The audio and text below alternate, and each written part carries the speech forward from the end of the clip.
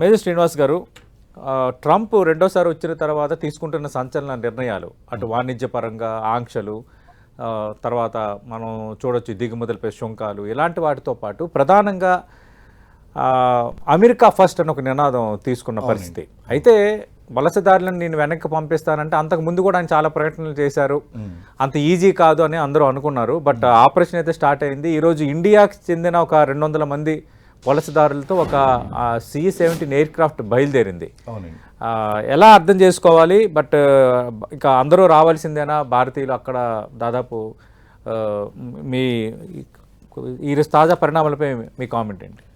యాక్చువల్గా చూస్తే అండి, ట్రంప్ రెండోసారి వచ్చినప్పుడు he has promised certain things. అక్కడ కారణం ఏంటంటే ఈయన రెండోసారి వచ్చినప్పుడు ఫస్ట్ టైం వెళ్ళిపోయినప్పుడు కూడా చూడండి, ఒకే ఒక ఇన్సిడెంట్ నేను ఉదాహరణగా చెప్తాను.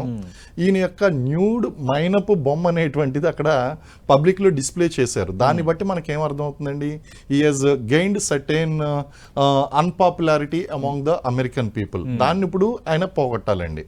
అలాగే ఈవెన్ అమెరికాలో కూడా ఉన్నటువంటి సమస్య ఏంటి అంటే అన్ఎంప్లాయ్మెంట్ ప్రాబ్లం అనేటువంటిది చాలా ఎక్కువగా ఉంది. వీళ్ళు ప్రధానంగా మన దగ్గర ఈ పార్ట్ టైమర్స్, మన యొక్క అమెరికన్ విద్యార్థులు ఎవరైతే ఉన్నారో ఇక్కడ నుంచి వెళ్తున్నటువంటి US ఇండియన్ స్టూడెంట్స్ ఏం చేస్తున్నారు అంటే అక్కడ ఉన్నటువంటి రెస్టారెంట్లలోనూ అలాగే వేరియస్ వాటిల్లో వాళ్ళు టెంపరీగా జాబ్స్ చేస్తున్నారు. అయితే ఒక US సిటిజన్కి వాళ్ళు అదే జాబ్ చేయాలి అంటే వాళ్ళు అత్యధికమైనటువంటి డాలర్లు పే చేయాలి. మన విద్యార్థులు ఏం చేస్తున్నారు అంటే ఇండియన్ రూపీస్తో కంపేర్ చేసుకుని అవసరం తీరితే చాలని చెప్పి అతి తక్కువ వేతనాలకు కుదరదు అనేటువంటి జరుగుతుందండి. అక్కడ ఇండైరెక్ట్ గా వాళ్ళ మీద ఇంపాక్ట్ పడుతుందండి. దాంతో ఇప్పుడు ఆ ఇంపాక్ట్ తగ్గించడం కోసం వీళ్ళ యొక్క ఇంకొక ప్రాబ్లం కూడా అదర్ సైడ్ మీరు చూస్తే గనక the American people are going to face another problem. వాళ్ళ కాస్ట్ ఆఫ్ లివింగ్ పెరగబోతుందండి. ఎందుకంటే the Indian human resource is available at cheaper cost. ఇప్పుడు వాళ్ళ ప్లేస్లో అమెరికన్స్ని కనుక వాళ్ళు చేసుకోవాలంటే హయ్యర్ కాస్ట్ పెట్టి చేసుకోవాల్సి వస్తుందండి. ఇవన్నీ కూడా తీవ్రమైనటువంటి ఇంపాక్ట్ పడబోతుందండి, ఇటు పాజిటివ్ గాను అటు నెగిటివ్ గాను.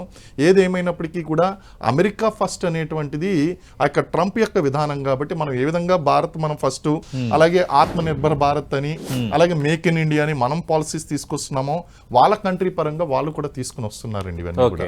కాబట్టి ఇవన్నీ కూడా మనం తాజా పరిణామాలుగా తీసుకోవచ్చు. దీన్ని మనం క్వైట్ న్యాచురల్ గా తీసుకుంటాం కరెక్ట్ ఏమో అనిపిస్తుందండి. ఇది okay, over a period of time we have to wait and see, and it is the natural process గా మనం తీసుకోవాల్సినటువంటి అవసరం ఉందండి దీని మీద. రైట్. శ్రీనివాస్ గారు, అంటే ఈ పరిణామాలు ఎంతవరకు దారి తీయొచ్చని, అంటే అమెరికా యాంగిల్లో వాళ్ళ అమెరికాలో ఉన్న అమెరికన్ ప్రజలకి, వాళ్ళకి అమెరికన్స్కి అంటే వాళ్ళకి ఉపాధి కల్పించడం, వాళ్ళకి అవకాశాలు కల్పించడం అనేది వాళ్ళ వరకు ఒక గుడ్ పాజిటివ్ మోట్ ఉన్నాయి. కానీ ఎక్కువ మందికి మన ఇండియాతో పాటు చైనా చాలా దేశాలు ఉన్నాయి. అందరికీ కూడా అమెరికా వెళ్ళాలి, అమెరికాలో ఉండాలి, అమెరికాలో పని చేయాలి అనేది ఒక డాలర్ డ్రీమ్ గా కనిపిస్తుంది. ఒకటి స్కిల్డ్, రెండోది అన్స్కిల్డ్. ఇది రేపొద్దున ఎంతవరకు దారి తీయొచ్చు? దేర్ ఆర్ 2 ఇంపాక్ట్స్ అండి. ఒకటి మనం చూసుకుంటే గనక అక్కడ మనం అమెరికా వెళ్ళాలి అనేటువంటిది వన్ ఆస్పిరేషను. అమెరికాలో రైట్ వేలో వెళ్ళాలి, రైట్ వేలో అక్కడ ఉండాలి అనేది రెండో ఆస్పెక్ట్ అండి. Everybody support the second thing. అయితే ఇప్పుడు డిపోర్ట్ చేయబడుతున్నటువంటి ప్రజలు ఎవరైతే ఉన్నారో, సపోజ్ ఇండియా కనుక తీసుకుందాం, ఇండియాలో దాదాపు 1 కోటి మంది దాకా వెనక్కి రావచ్చు అనేటువంటి ఊహాగానాలు ఉన్నాయి. అంటే ఆ 1 కోటి మంది మనకి ఇక్కడికి వస్తే గనక, ఆ వర్క్ ఫోర్స్ గనక ఇండియాకి వస్తే గనక ఇక్కడ ఎగ్జిస్టింగ్ వర్క్ ఫోర్స్ మీద ప్రెషర్ పడేటువంటి అవకాశం ఉంది. Because they are already unemployed over there, and again this 1 crore people has to get the employment in India. అంటే ఇంకా ఎగ్జిస్టింగ్ పీపుల్ ఇప్పుడు ఏంటి అంటే చాలా మంది టాలెంట్ ఉన్నటువంటి వాళ్ళందరూ కూడా అక్కడికి వెళ్ళిపోయారు అంటున్నాం. కాబట్టి ఇక్కడ ఉన్నటువంటి వాళ్ళ మీద ఆల్రెడీ తక్కువ శాలరీస్ పనిచేయవలసినటువంటి అవసరం ఏర్పడచ్చు, లేకపోతే ఉన్నటువంటి వాళ్ళలో కొంతమంది తమ యొక్క జాబ్స్ కోల్పోవచ్చు. ఇక ఎక్స్ట్రా ఎంప్లాయ్మెంట్ జనరేషన్ అనేటువంటి చాలా అవసరం. అలాగే కొన్ని ఉపాధులు లేదా సెల్ఫ్ ఎంటర్ప్రెన్యూర్షిప్స్ అనేటువంటి స్టార్ట్ చేయడం చాలా అవసరం అండి. ఇవన్నీ కనుక ప్రాపర్ ప్లాన్ గనక లేకపోతే గనక this 1 crore people is going to affect the Indian market. That is one aspect అండి. సెకండ్ ఆస్పెక్ట్ ఏంటి అంటే అందరూ కలిసి అనుకుంటా 1 కోటి మంది ఓవరాల్ గా కనుక చూసుకున్నట్లయితే అందులో మనది చూసుకుంటే గనక మన పోర్షన్ కూడా it is going to make a big difference in employment opportunities అండి. ఇటు గవర్నమెంట్ ఎంప్లాయీస్ లో కానీ ఇప్పుడు చూడండి, మనకి ఈ IIT చేసినటువంటి వాళ్ళు, IIMలు చేసినటువంటి వాళ్ళు కార్పొరేట్ జాబ్స్ కి వెళ్ళిపోతుండగా ఈవెన్ మన క్లాస్ ఏ ఎస్టాబ్లిష్ ఎస్టాబ్లిష్మెంట్స్ లో కానీ క్లాస్ బి ఎస్టాబ్లిష్మెంట్స్ లో కానీ డిగ్రీలు చేసిన వాళ్ళందరూ కూడా కాంపిటేటివ్ ఎగ్జామ్స్ కి వెళ్ళకుండా అమెరికా వెళ్తున్నారండి. ఇప్పుడు వాళ్ళంతా కూడా గవర్నమెంట్ జాబ్స్ మీద అలాగే ఇక్కడ ఉన్నటువంటి ఐటీ కంపెనీల మీద వాటి మీద ప్రెషర్ పడేటువంటి అవకాశం ఉందండి. That is one impact. Second thing ఏంటి అంటే America will try to safeguard is their own interest. అయితే మనం ఇక్కడ చాలా డిప్లొమాటిక్ గా మనం చూడవలసింది అమెరికాతో రిలేషన్ మనం పాడు చేసుకోము. At the same time whatever is the వాళ్ళు అన్రీజనబుల్ గా ఏదన్నా గనక ఆంక్షలు విధించి దేర్ ఈస్ వన్ వే అండి. ఇప్పుడు ఎకనామిక్ పరంగా కనుక చూస్తే అమెరికాకి ఏది అవసరమో అది ఇంపోర్ట్ చేస్తుంది మనకి, అలాగే దానికి ఏది అవసరమో అది ఎక్స్పోర్ట్ చేయించుకుంటుందండి. ఇలాంటి ఆంక్షలు కనుక పెట్టినట్టయితే that is going to put a economic pressure on us which we are not going to tolerate. దాని గురించి ఒక ప్రాపర్ ప్లాన్ అనేటువంటి చూసుకోవాలి. అలాగే మనకి ఎంత ఇంపార్టెన్స్ ఇస్తుందో మన చైనా పక్కన ఉన్నటువంటి శత్రు దేశానికి చైనా కూడా అంతే ఇంపార్టెన్స్ ఇస్తుంది. Because their first visit is to China and then India. So ఇక్కడ రెండు కూడా బ్యాలెన్స్ చేస్తుంది. ఈ రెండింటిని కాంపిటీషన్ పెంచి హ్యూమన్ రిసోర్స్ పరంగా చూస్తే we are having highly populated country now and then it is become China. We are giving more market ఉన్నదండి మన ఇండియాకి, మోర్ మార్కెట్ ఉంది. So America don't want to lose the both. కాబట్టి ఆ విషయంలో సంయమనం పాటిస్తూనే మాక్సిమం అడ్వాంటేజ్ తీసుకోవడానికి ప్రయత్నిస్తుంది. We have to mend our ways according to the American policies, but at the same time we should not disturb the economic relations, bilateral relations రెండు కూడా. Right.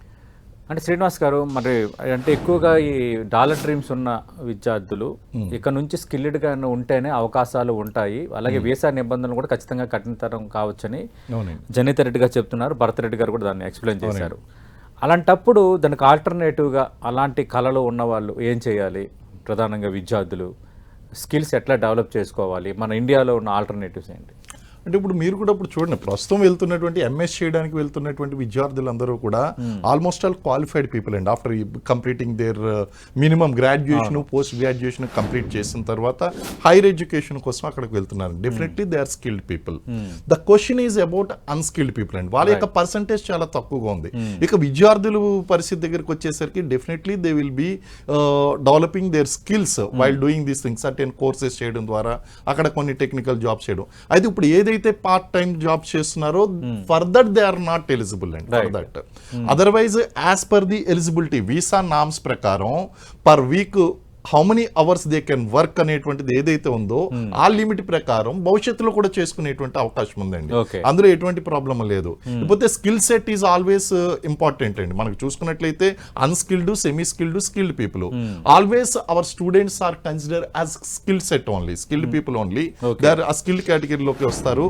కాబట్టి వాళ్ళకి ఎటువంటి ప్రాబ్లం ఉండదండి. ప్రాబ్లం అనేటువంటిది అంటే మరి అక్రమ వలసదారులని ఇల్లీగల్ ఇమిగ్రెంట్స్ అని ఒక ముద్ర వేసినప్పుడు ఖచ్చితంగా వాళ్ళు ఈ వీసా నిబంధనలను కానీ ఏవి కూడా పాటించలేకపోవడమే కదా మెయిన్ రీజన్. ఒకసారి అక్కడ గనక స్టాంప్ పడింది అంటే గనక అక్కడ ప్రాబ్లం పడుతుందండి.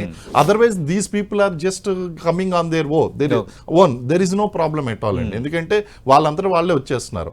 కానీ వీళ్ళు చేసినటువంటి ఆ యొక్క దాడుల్లో కానీ లేకపోతే ఆ యొక్క ఇన్స్పెక్షన్స్ లో కానీ పట్టుబడి వాళ్ళ యొక్క పాస్పోర్ట్ మీద, వీసా మీద స్టాంప్ వేయించుకున్నప్పుడు మాత్రమే అటువంటి భవిష్యత్తులో మళ్ళీ తీసుకోవాలి అంటే వెళ్ళడం అనేది కష్టతరం అవుతుందండి అటువంటి విషయాల్లో.